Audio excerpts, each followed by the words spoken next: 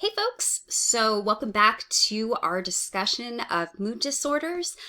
So the last time we were here, we were talking about the relationship between mood disorders and genetics and environment.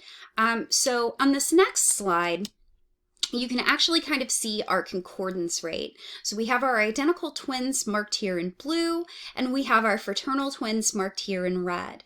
So you can see that the concordance rate for any mood disorder with identical twins is over 60%. For fraternal twins, it's about 20%. For severe depression, so we're talking about the most severe forms of depression, you can see that the concordance rate for both identical and fraternal twins is a little bit higher, indicating that there might be a really strong genetic link here. And especially for our fraternal twins, that percentage actually goes up a little bit to about 30%. For depression, you can actually see that there's less of a genetic link here. But what's interesting is that bipolar disorder, as we're going to talk about, actually has a very, very strong genetic link. So one of the things that we find is that oftentimes for a lot of disorders that are multifactored and may not have as strong of a genetic component, we'll usually find that there's a bit of a gender difference there. So for depression or anxiety, we tend to find that those tend to be diagnosed more in women than in men. Compare that to something like antisocial personality disorder, which tends to be more diagnosed in men than it is in women.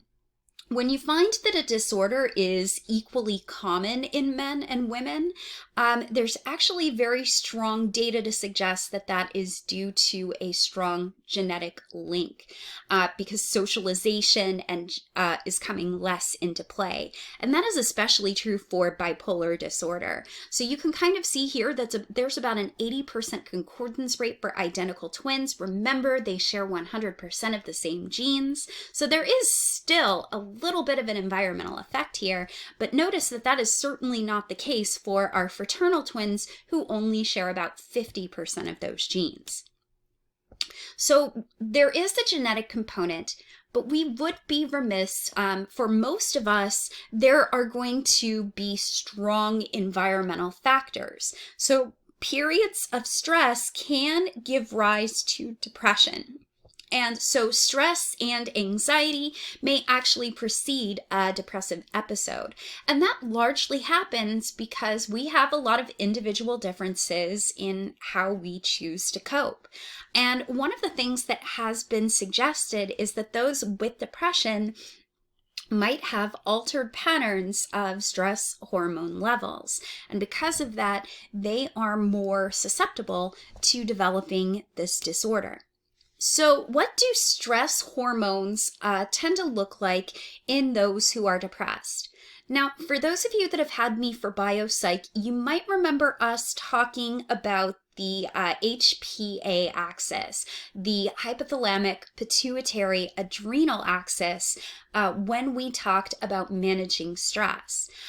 So one of the things that we find is that usually when a stressful event happens, your brain, particularly your hypothalamus and your amygdala, are going to register something as a threat. This is going to lead to release of adrenocorticotropic hormone, or ACTH, which stimulates the adrenal gland. And then the adrenal gland is going to release stress hormones like corticotropin, as well as cortisol, to help you manage your stress and basically create a negative feedback loop. But what we tend to find in those who are depressed is that there is an abnormal, typically elevated cortisol secretion. So for somebody who's depressed, they actually have a very high amount of cortisol. And that's really interesting because cortisol usually can help give your body energy to deal with stressors. But with people that have depression, they don't tend to have a lot of energy.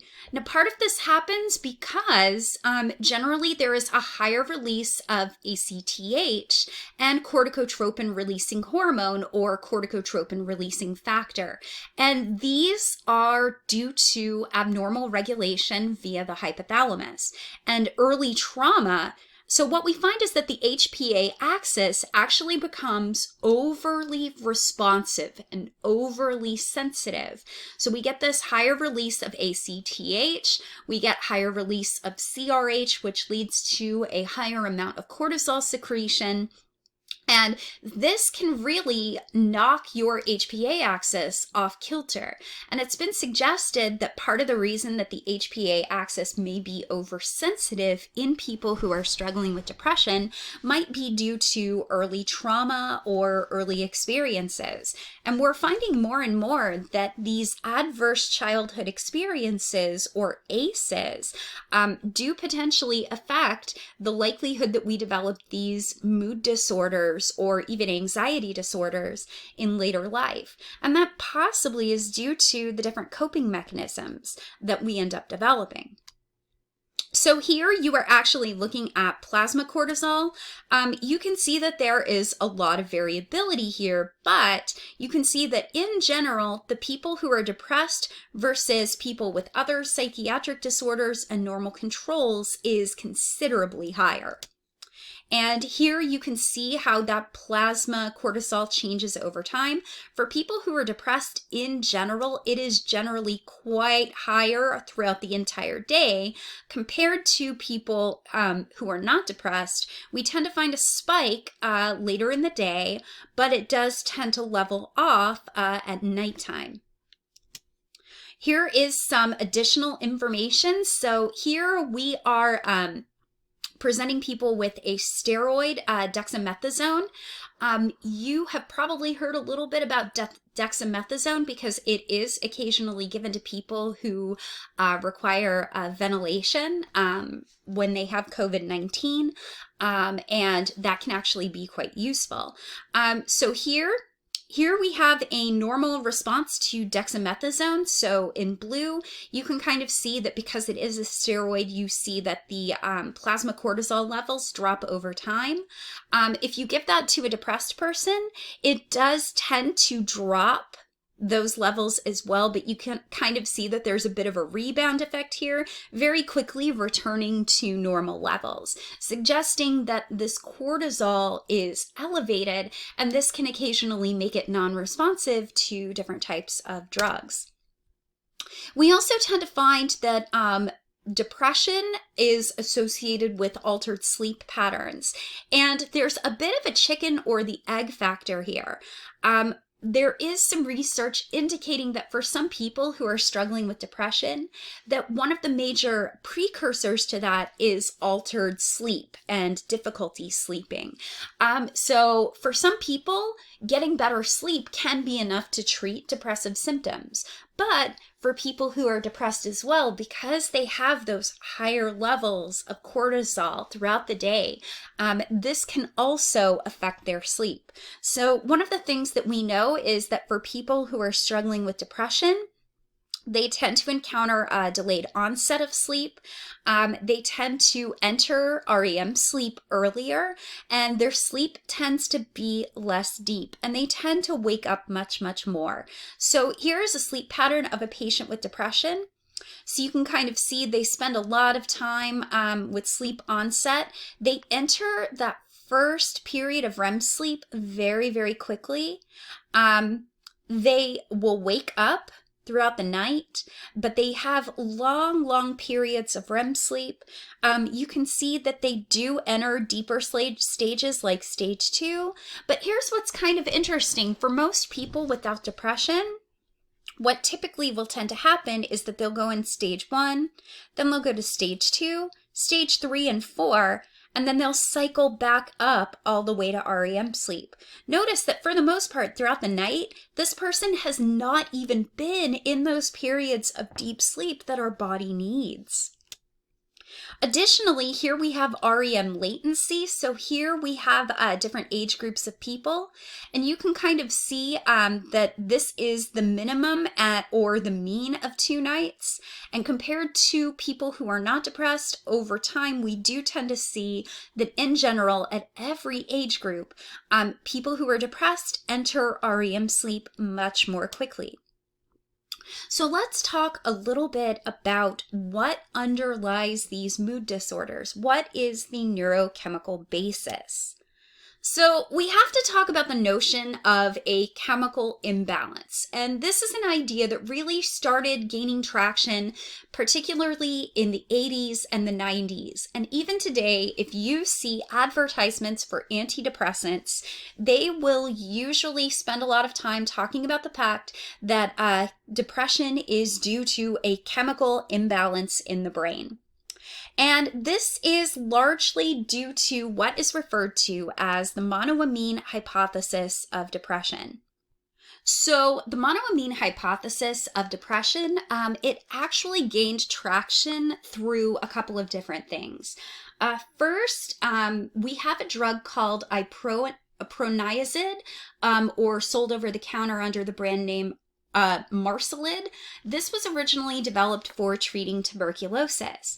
And one of the things that researchers actually reported is that a lot of people who were treated with this drug, actually it reduced their depressive symptoms. Additionally, this drug, iproniazid, also basically reversed the symptoms that were produced by a drug called reserpin.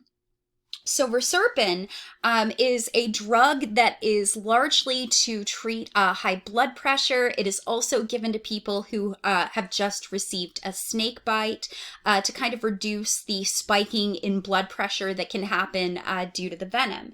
One of the things that we know is that reserpin actually reduces the levels of dopamine, norepinephrine, and serotonin largely by blocking vesicular transporters. So dopamine, norepinephrine, and serotonin can't be packaged into those vesicles. And remember that packaging into vesicles is a means for safety and security for those neurotransmitters. If they're not packaged in vesicles, they get broken down by enzymes within the cell. And that means that they can't be packaged and they can't be released onto other neurotransmitters. In addition to the findings from iproniazid as well as reserpin, researchers also found that that monoamine depletion is also present in Parkinson's disease. So they thought that we know that it's because of dopamine depletion, but researchers actually found that reserpin ended up depleting norepinephrine. And so they basically produced levodopa. And a lot of people find that levodopa actually reversed some of the effects that are seen with reserpin. So this provided some more ideas that in particular depression and the low mood that is produced is due to low production and low release of monoamines. And so one of the things that we find in particular is that monoamine oxidase inhibitors, or MAOIs, as well as what are called tricyclic antidepressants, in addition to working on serotonin, also will affect norepinephrine as well. We know that dopamine plays less of a role here because researchers have actually given things like cocaine and amphetamines to people who are struggling with depression to see if dopamine is the cause of the low mood, and it turns out that it helps with the energy, but it doesn't really change the mood. And for that reason, a lot of antidepressants will tend to focus on norepinephrine and serotonin instead. So let's talk a little bit more about this idea. So the monoamine hypothesis very, very quickly became the serotonin hypothesis. And this is because research has found that serotonin affects things like pain sensitivity, mood, eating behavior, response to reward, as well as negative events. And research has actually found that low levels of 5-HIAA, which is a metabolite of serotonin, has actually been found in postmortem brains of depressed individuals. So all of a sudden it became less about you don't have enough high monoamines, you don't have enough dopamine, norepinephrine, or serotonin. It quickly became you have low serotonin. Now, what would happen if we lacked serotonin? So one of the things that we will find is that the serotonin hypothesis of depression is not perfect, but we do know a couple of things. Knockout mice that can't form serotonin are really irritable. They're really aggressive. They're overly sensitive to pain. So rather than analgesia, where they have no sense of pain or a reduced sense of pain, they have what is called hyperalgesia. They're overly sensitive to pain. Additionally, they show altered patterns of eating behavior and fullness. And now, obviously, we can't really test this in humans by genetically altering their bodies so that they can't make serotonin. What we can do is we can test this in humans using an amino acid cocktail. Now, let's talk about why that would happen. So, for serotonin to be produced in the brain, it has to actually be able to cross the blood-brain barrier via tryptophan. Tryptophan is a precursor to serotonin. It's present in a lot of foods, such as protein-rich meats and dairy.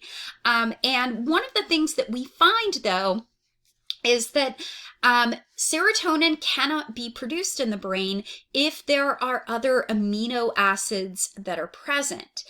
So part of the reason why tryptophan is not enough to produce serotonin is that if you have a lot of other amino acids that are competing for access to that blood-brain barrier, tryptophan's not going to be produced. So one of the ways that we can temporarily lower serotonin levels is by giving an amino acid cocktail for humans to drink that basically creates more competition for access to the blood-brain barrier.